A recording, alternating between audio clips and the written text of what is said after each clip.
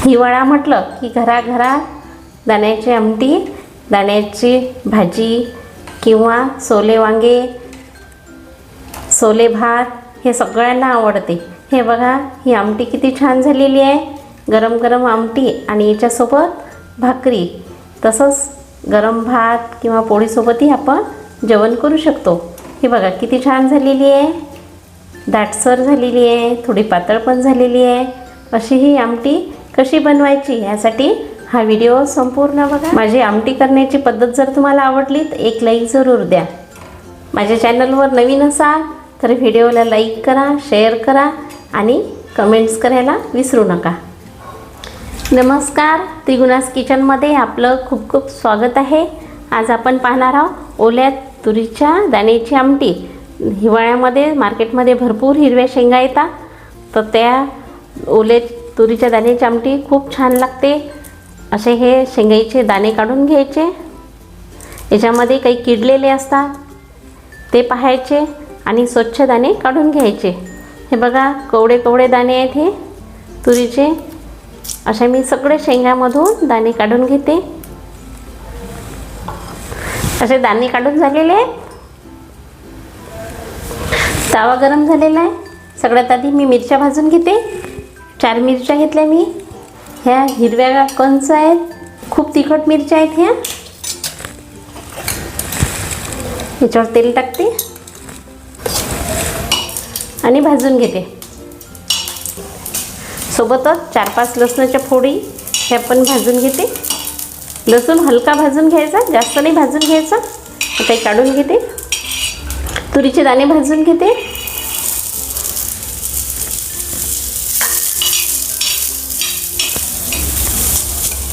एखाद्या पळीत तेल टाकते। दाणे भाजून घेतले तर दाण्यातला उग्रपणा कमी होतो आणि भाजीची टेस्ट छान येते। दाणे जास्त भाजायचे नाही, हलके भाजून घ्यायचे। हे बघा असेच पाहिजेत दाणे भाजलेले। आता गॅस बंद करते आणि दाणे काढून घेते। दाणे थंड झालेले आपण मिक्सरमधून काढून घेऊ। भाजलेले लसूण आणि मिरची टाकते। हे तुरीचे दाणे जास्त बारीक नाही वाटून घ्यायचे, जाडसर वाटून घ्यायचे। असं थोडंसं चालू करायचं आणि बंद करायचा मिक्सर। हे बघा असं जाडसर वाटून घेतलं मी हे।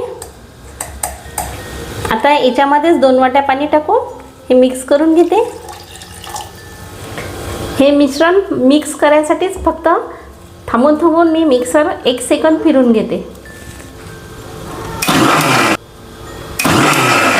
बस एवढंच फिरून घ्यायचं। कढई गरम झालेली आहे। 2 चमचे तेल टाकून घेते। तेल गरम झालं, जिरं टाकते। जिरं छान फुलू द्यायचं। जिरं जर फुललं तरच चव छान येते भाजीची, कारण जिऱ्याची टेस्ट भाजीत उतरते। आता ह्या 2 उभ्या मिरच्या आहेत आणि काही लसूण मी उभा कापून घेतला, तो पण फोडणी टाकते। लसूण मिरच्या झाल्या की हळद टाकायची। आता हे वाटण टाकून घेते। आवश्यकतेनुसार भांड्यात पाणी टाकून हे सगळं जे भांड्याला लागलेलं आहे दाण्याचं वाटण ते काढून घेते।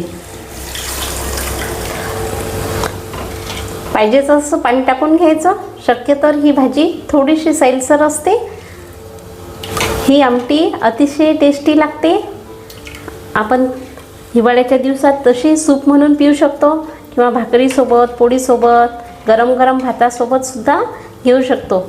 आता हे एक उकडी येईपर्यंत याच्यामध्ये सतत चमचा फिरवत राहायचा, त्यामुळे हे भाजीची टेस्ट पण खूप मस्त येते आणि एकसंध ही भाजी होते। हे बघा उकडी यायला सुरुवात झालेली आहे।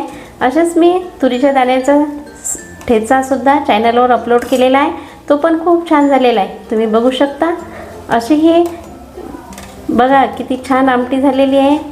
अजून याला उकळू द्यायचं आहे। माझे जर पदार्थ करण्याची पद्धत तुम्हाला आवडत असेल तर माझ्या चॅनलला सबस्क्राईब करा, लाईक द्यायला विसरू नका। तसंच कमेंट्समध्ये सुद्धा कळवा की तुमची दाण्याची आमटी कशी झाली.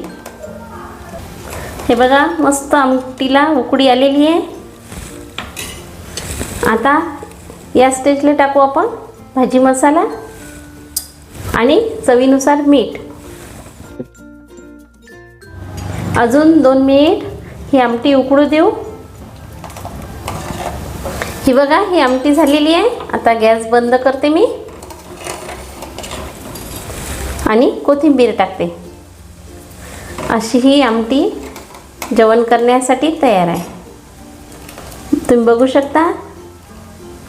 बघू शकता घट्ट पातळ जशी पाहिजे आपल्याला तशीच झालेली आहे. एकसंध झालेली आहे.